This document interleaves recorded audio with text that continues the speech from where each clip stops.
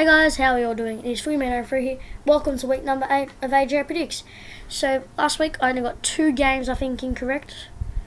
Besides that, I did pretty good. Let's talk about some injuries to start off the show. The Cardinals are screwed. Their starting quarterback is out for 8 weeks with a broken left arm. And then your other backup, Blaine Gabbert's also out injured.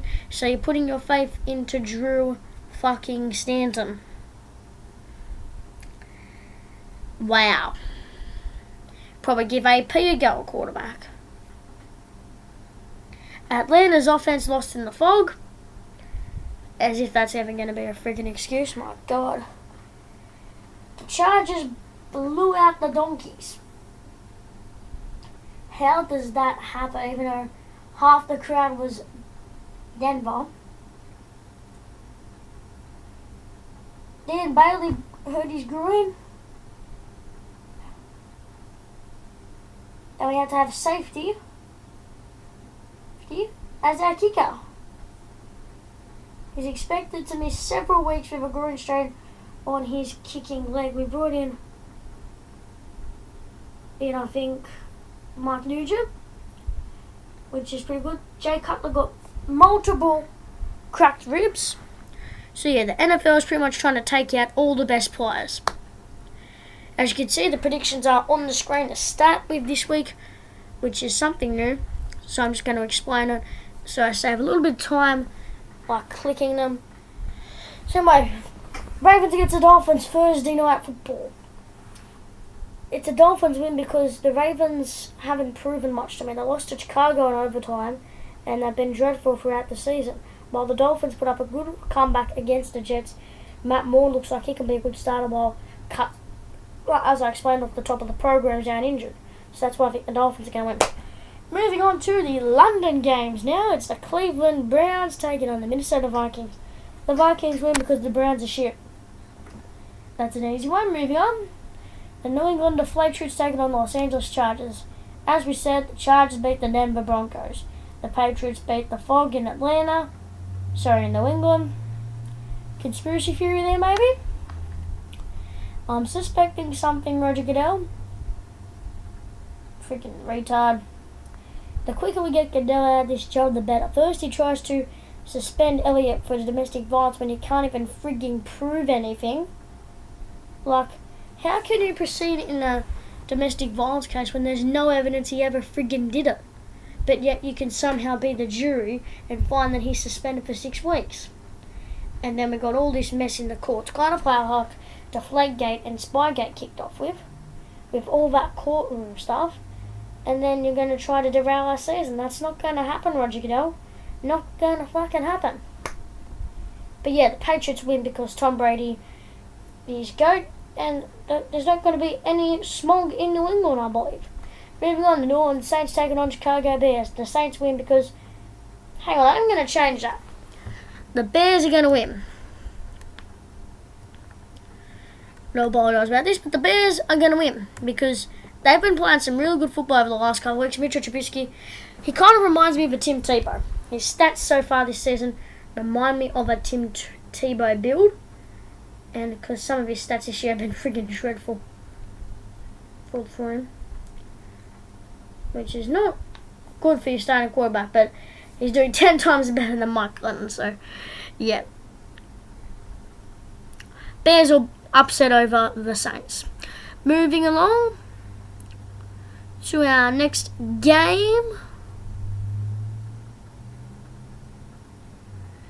And it is on the screen, the Tampa Bay Buccaneers taking on the Carolina Panthers. The Bucs win because Jameis Winston looks the goods, and they narrowly lost in Buffalo, while Carolina have performed dismally on Thursday Night Football. Should have been the Eagles, and they lost to the Bears 17-3 in a dismal performance. Yes, it wasn't at home, but come on, man, you should beat the Bears. Like, it's a joke that you've only kicked a field goal. Cam Newton, 21 from 34 through 2 INTs, had the highest rushing yards. He beat both Stewart and McCaffrey. McCaffrey had 7 for 10, but was 7 for 36 in receptions. Meanwhile, across the other side of the table, Trubisky, 4 for 7, 107 yards, 5 yards and 3 touchdowns. Their touchdown went for a pick 6 and a fumble recovery for a touchdown.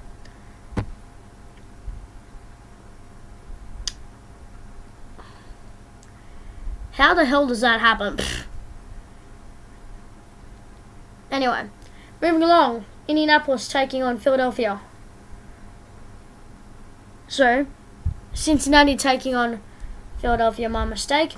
Bengals will win because the Colts have Jacoby Brissett as their quarterback and they got shut out against Jacksonville. And the Bengals, they lost, but they're putting in consistent efforts. Like AJ Green and Andy Dalton looked much better since they changed their offensive coordinators. That's my prediction of how that game's going to go.